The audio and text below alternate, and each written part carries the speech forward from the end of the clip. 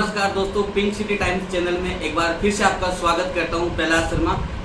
आज हम आपको हमारा जो विशेष कार्यक्रम है राजस्थान की बातें, उसके दूसरे एपिसोड में आपकी मुलाकात करवाएंगे भारतीय जनता पार्टी की पूर्व प्रदेश महामंत्री, महिला मोर्चा की एवं युवा मोर्चा की पूर्व प्रदेश उपाध्यक्ष एकता अग्रवाल जी से।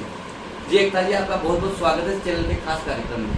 Thank you so much. Ekta ji, हमारा जो कार्यक्रम है राजस्थान को लेकर के है और आप राजस्थान में जो दुनिया की सबसे बड़ी पार्टी है भारतीय जनता पार्टी, उसमें विभिन्न पदों पे आप रही हैं, तो आपको क्या लगता है राजस्थान को लेकर के आपका क्या विजन है? राजस्थान को लेकर आप क्या सोचती हैं? कृपया मेरे दर्शकों को बताइए। देखिए, पहली बात तो मैं ये बहुत ही अपने आप को गौरवशाली मानती हूँ कि मैं राजस्थान में रहती हूँ और राजस्थान में रहने के साथ साथ भारतीय जनता पार्टी की एक कार्यकर्ता हूँ। और वो भारतीय जनता पार्टी जो कि आज विश्व की सबसे बड़ी पार्टी है और हम बिल्कुल ताल ठोक के और छाती ठोक करके ये कह सकते हैं एक राष्ट्रवादी पार्टी भारतीय जनता पार्टी है। और उसका जो नेतृत्व कर रहे हैं वो भाई नरेंद्र मोदी हैं, जिनको सिर्फ भारत ही नहीं पूरा राष्ट्र विश्वगुरु मानता है। तो ऐसी भारत की एक राजस्थान की पृष्ठभूमि से मेरा नाता है और मैं ये मानती हूँ कि राजस्थान एक बहुत ही आप ये कहें कि कल्चरल और शांतिपूर्ण सिटी थी। लेकिन जैसा कि आप बात कर रहे हैं कि अभी की जो परिस्थितियां हैं वो कैसी चल रही है, तो मैं ये बिल्कुल ही बहुत ही मुझे लगता है कि मैं महिला हूँ तो मेरे को बहुत ही शर्म आती है कि पिछले 2 साल से, पिछले 27 महीनों से कांग्रेस की जो शासन की सरकार यहाँ पर राजस्थान में है, उसमें इस तरह का समय व्यतीत हो रहा है कि एक महिला होने के नाते मैं अपने आप को सुरक्षित महसूस नहीं कर रही हूँ। क्योंकि मुझे लगता है कि पिछले बहुत समय से हम ये देख रहे हैं कि किस प्रकार से आपराधिक आंकड़े, आपने देखा होगा कि बहुत टाइम से नेशनल क्राइम ब्यूरो और बहुत सारी एजेंसी हैं जिसमें ये बताया गया है कि मेरे को लगता है कि शायद वो आंकड़ा है 6,14,000 आपराधिक मुकदमे दर्ज हुए हैं। तो मैं कहना चाहूंगी कि किस प्रकार की राजस्थान की स्थिति हो गई है कि राजस्थान एक शांतिपूर्ण प्रदेश हुआ करता था और कांग्रेस सरकार ने 2 साल में उसकी ये स्थिति कर दी है कि 6,14,000 वहाँ पे आपराधिक मुकदमे दर्ज होते हैं। कानून की इतनी लचर व्यवस्था है और उसमें भी सबसे बड़ा दुर्भाग्य ये है और मुझे बहुत ही दुखद होता है ये कहते हुए कि उसमें से भी 80,000 जो मुकदमे हैं वो महिला अपराधों से जुड़े हुए हैं। और पिछले कुछ समय की जो घटनाएं हम लगातार 2 साल से देख रहे हैं उसमें हम ये पाएंगे कि 12,000, आप इमेजिन करिए कि 12,000 मुकदमे ऐसे हैं जो सिर्फ दुष्कर्म और गैंगरेप से जुड़े हुए हैं। तो आप ये सोचिए कि किस प्रकार की कानून की व्यवस्था राजस्थान सरकार में है। तो ये बहुत ही दुखद विषय है और मेरे को लगता है कि ये दर्द मेरा ही नहीं है, आप मेरे भाई हैं और प्रदेश की जितनी भी जनता है उसका है कि किस प्रकार से हमारा राजस्थान शर्मसार हो रहा है। पिछले समय हमने देखा कि अभी कुछ दिन पूर्व की घटना थी कि कोटा झालावाड़ का जो हिस्सा है उसमें किस प्रकार से एक 9 साल की बच्ची से कितने लंबे समय तक गैंगरेप होता रहा। और हम कहते हैं कि पुलिस वाले हमारे रक्षक हैं, लेकिन कुछ इस प्रकार की जो घटनाएं हमारे राजस्थान में हुई है बहुत ही शर्मसार करने वाली है कि जब एक महिला अपनी पीड़िता अपने केस के लिए जब एफआईआर कराने जब गई, पिछले दिन हमने देखा था थाने में, तो जो रक्षक थे वही किस प्रकार से भक्षक बन गए। और हम रोज देखते हैं कि कभी अलवर, कभी इस प्रकार की रोज ये जो घटनाएं होती है, आपराधिक मामले हो रहे हैं, महिला अत्याचार के मामले होते हैं, तो मुझे लगता है कि गहलोत सरकार को बहुत ही शर्म करनी चाहिए कि उन्होंने राजस्थान को विगत 27 महीने की जो सरकार है वो कहाँ पर लाकर के खड़ा कर दिया है।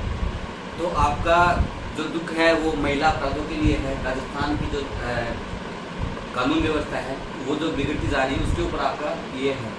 तो मैडम, आप हमको ये बताएं कि अभी पिछले 1 महीने से या 1.5 महीने से हम ये देख पा रहे हैं कि लगातार जो विभिन्न संगठन हैं कर्मचारियों के, चाहे वो शिक्षक संगठन हो या पटवारी हो या सरपंच हो या ग्राम सेवक हो या रोडवेज कर्मी भी हो, ये सारे लोग अलग अलग प्रकार से धरने प्रदर्शन करते आ रहे हैं। इनकी विभिन्न मांगे हैं, किसी की 3600 ग्रेड पे की है, किसी की तबादला को लेकर के है, किसी का जो केंद्र का पैसा है उसको लेकर के है। तो इन सब मुद्दों पे आपके क्या राय है? देखिए, मैं साफ कहना चाहूँगी कि राजस्थान की जो सरकार है, वर्तमान गहलोत सरकार जो है वो बहुत ही संवेदनशील सरकार है। उसने किसी भी जो वर्ग को वो छोड़ा नहीं है। आप देख रहे हैं कि किस प्रकार से एक लंबे समय से मुझे लगता है कि विगत 14-15 महीने से पटवारी बैठे हुए हैं, शिक्षक अपने तबादले की मांग कर रहे हैं, ग्राम सेवक आ चुके हैं, सरपंचों ने अभी थोड़े दिन पहले जिस प्रकार से आंदोलन के लिए कहा था और उस सरकार उसमें बहुत सी ज्यादा संवेदनहीन बनी हुई है। तो मैं साफ कहना चाहूंगी कि अगर सरकार की यही कार्यशैली रही कि वो इस प्रकार के धरने प्रदर्शन चलते रहे 27 महीनों में ही, तो मेरे को कहने में कोई ये संशय नहीं है कि राजस्थान का नाम बदलकर धरना स्थान रख देना चाहिए। ये बहुत बड़ा बयान आप बोल रही है कि राजस्थान को आप धरनीस्थान दे रही है, क्या आप इस पे कायम हैं? बिल्कुल कायम हूँ, क्योंकि जिस प्रकार की गहलोत सरकार ने आंख मूंदी हुई है, और मैं आंख मूंदे हुए भी नहीं कहना चाहूंगी। मैं अभी कहीं पढ़ रही थी, मैंने देखा, मैंने जब कुछ मुझे पटवार भाई भी मिले थे, तो मुझे लगा कि वहाँ पे मंत्री पहुंचे होंगे, उन्होंने इतने लंबे टाइम तक आंदोलन किया, लेकिन वहाँ के जो रेवेन्यू मिनिस्टर है उन्होंने जाकर के उनसे उनका कष्ट पूछने का भी काम नहीं किया। और आपने देखा होगा, मैं एक महिला हूँ, अंतर्राष्ट्रीय महिला दिवस अभी गया है 8 मार्च को, पूरे टाइम जो पटवारी महिलाएं थी वो भूखी प्यासी बैठी रही, लेकिन उनकी किसी ने सुध नहीं ली। तो और इस प्रकार पटवारियों से पूरे राजस्थान का काम वो बहुत टॉर्चर में आता है। और जिस प्रकार से आप देख रहे होंगे किसानों का जो है, किसान बहुत ज्यादा प्रताड़ित हो रहे हैं। और मैं ये कहना चाहूंगी कि हमारी जो मोदी सरकार है, उन्होंने जो ग्रामीण विकास है इसमें 9,000 का फंड उन्होंने दिया था। तो सरपंचों की जो मांग थी उस पे किस प्रकार से लीपा पोती गहलोत सरकार ने की है कि इनको 9,000 करोड़ का जो फंड है वो नहीं दिया गया, और दिया भी गया है तो टुकड़े में जरा सा पकड़ाया गया है। तो किस प्रकार की कर रहे हैं। और शिक्षकों की बात कीजिए आप, शिक्षक भी सही मांग कर रहे हैं कि उनका तबादले के लिए कितने परेशान हो रहे हैं। तो आपने अभी एक जो बड़ा बयान दिया है धरनीस्थान का, इसके बाद में मैम आपसे जो सवाल है वो बहुत ही इम्पोर्टेंट सवाल है कि गहलोत सरकार ने अभी 2 साल पूरे किए हैं और अपने आप को प्रचारित भी किया है कि 2 साल बेमिसाल। तो इस 2 साल बेमिसाल के ऊपर आप क्या कहेंगे? जी, 2 साल बेमिसाल तो हम देख रहे हैं कि किस प्रकार से क्राइम बता रहा है, कि नेशनल क्राइम ब्यूरो और बहुत सारी एजेंसियां बता रही है कि किस प्रकार से मुकदमे दर्ज हुए हैं। वो 2 साल बेमिसाल की बहुत अच्छी उपलब्धि अगर गहलोत सरकार मानते हैं तो वो माने। और जिस प्रकार से हम सब देख रहे हैं कि कोरोना जैसी बीमारी से हमने पूरे लगभग हो गया 1 साल से ऊपर हम लोगों ने पूरी मोदी जी के नेतृत्व में किस प्रकार से देश के प्रत्येक नागरिक ने, चाहे वो छोटे से छोटा रिक्शा चालक हो या बड़े से बड़ा डॉक्टर हो, सबने एक अनुशासन के रूप में, भाईचारा के रूप में भी कहीं पे भी कहीं ऐसी मुझे लगता नहीं कि दिक्कत आने दी होगी कि सबने एक दूसरे का हाथ बढ़ा करके इस कोरोना की लड़ाई से लड़ी है।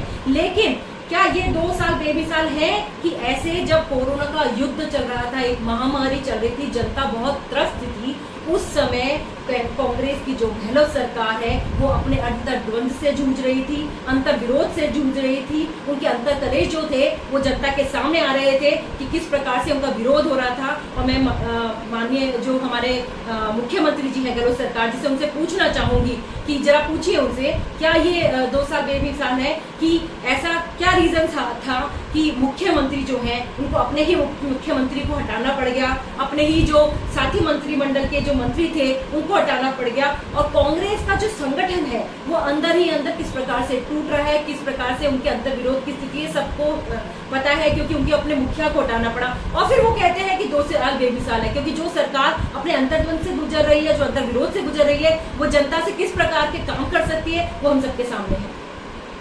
चलो, आपने अपने विचार 2 साल बेमिसाल पर भी रखे। अब क्योंकि आगामी महीने में 6 अप्रैल से 5 राज्यों में चुनाव है, और 5 राज्यों में जो चुनाव है उसमें सबसे जो इंटरेस्टिंग चुनाव है वो बंगाल का चुनाव है।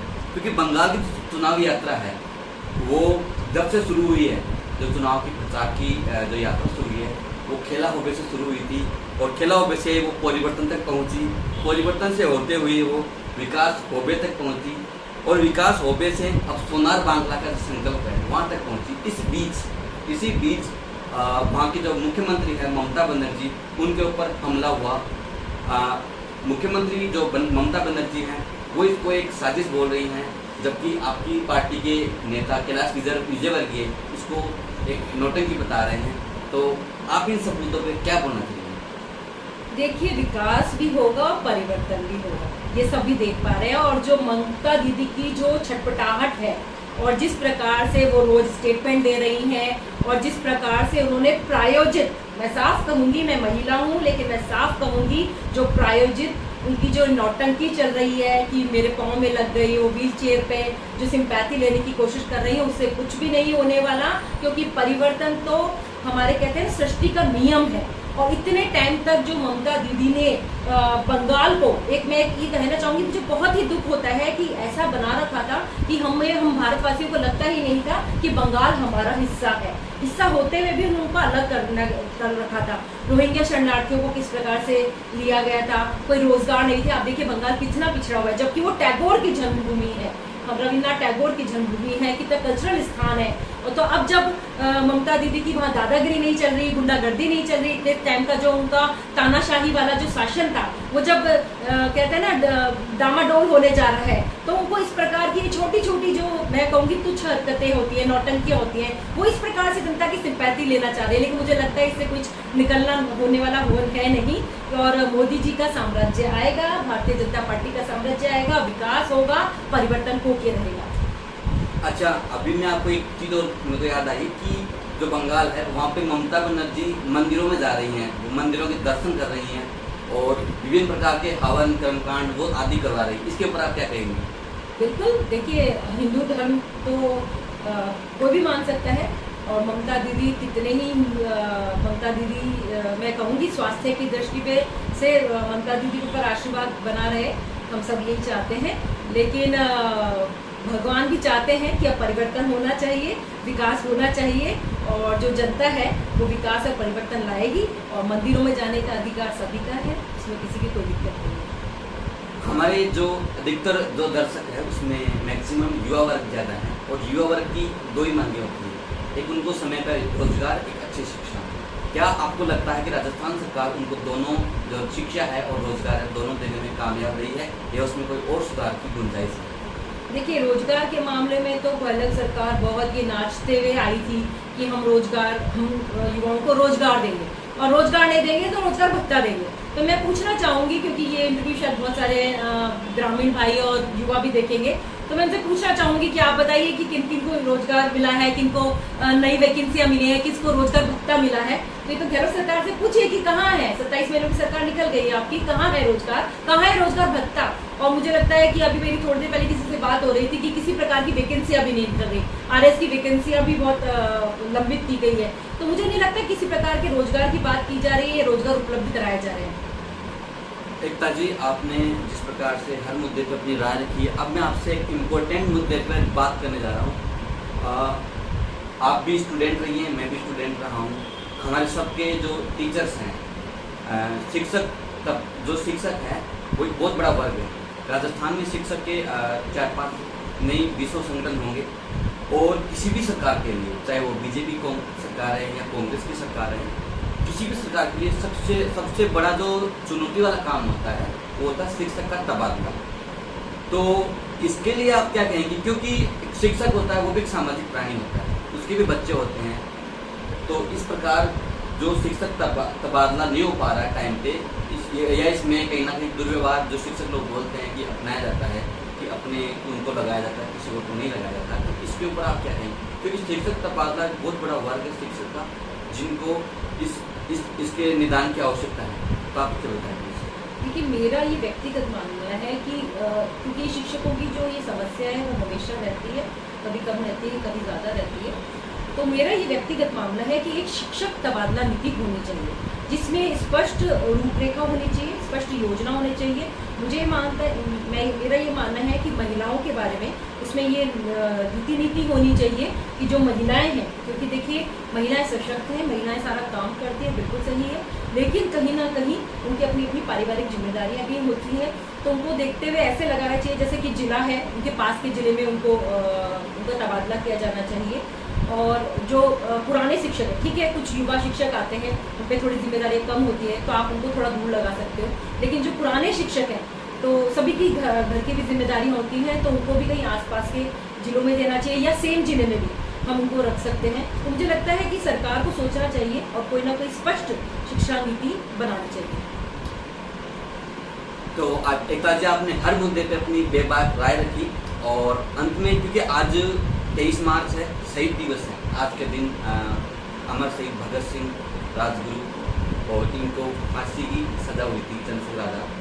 तो क्योंकि ये युवाओं के लिए क्रेज वाला दिन होता है, क्योंकि इस दिन उन्होंने अपना बलिदान दिया था इस राष्ट्र के लिए। तो इसके ऊपर आप हमारे जो दर्शक हैं उनके लिए तो विशेष संदेश देना चाहते हैं? देखिए मैं यही कहना चाहूँगी कि मैं तो अपने आप को बहुत सौभाग्यशाली मानती हूँ और आप भी मानिए कि ऐसे शहीद जो हमारे देश में हुए, जिनकी आज जयंती है, जिनके कारण आज हम ये सौभाग्य का दिन, हम सब ये जो आराम से हम जी रहे हैं, खुली हवा में जी रहे हैं, खुले हिंदुस्तान में जी रहे हैं, ऐसी आज़ादी की हमें सांस मिली है, उस सांस को बरकरार रहे हैं। और जो राष्ट्रवादी, मैं दोबारा कहूंगी कि जो राष्ट्रवादी सोच उन लोगों की थी, जिन पे उन्होंने अपना जीवन न्यौछावर कर दिया, उस राष्ट्रवादी सोच पर रहे। और समाज में हम, क्योंकि हम युवा हैं, युवा बहुत अच्छा काम करते हैं, और कहते हैं ना, युवा देश का भविष्य होता है। और हमारा जो देश है, हम सब के लिए बहुत ही गौरव का बात है कि हमारा जो भारत देश है वो एक युवा देश है। तो हम युवाओं को बहुत ही अच्छी नीति के साथ और राष्ट्रवादी विचारों के साथ काम करना है, और हमारे देश को आगे बढ़ाना है, और अपने देश को गर्व करना है। तभी जो इनकी जयंती है शहीदों की, वो कहीं ना कहीं सार्थक होगी। तो ये थी एकता अग्रवाल, जिन्होंने हर मुद्दे पे अपनी बेबाक राय रखी, और इस प्रकार हम आपको आगे प्रोग्राम दिखाते रहेंगे। आप बने रहिए हमारे साथ। Pink city times, Jaipur. धन्यवाद।